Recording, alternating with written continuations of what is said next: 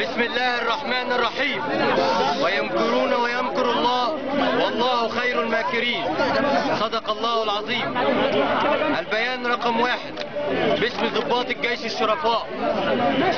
لقد أقسمنا على حماية الوطن في الداخل والخارج تضامنا مع خير أجناد الأرض شعب مصر العظيم.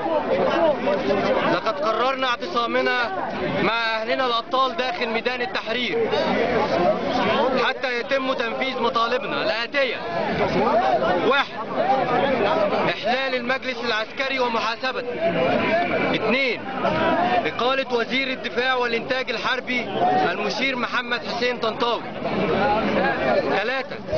تكوين مجلس رئاسي مدني فيه عضو عسكري واحد فقط.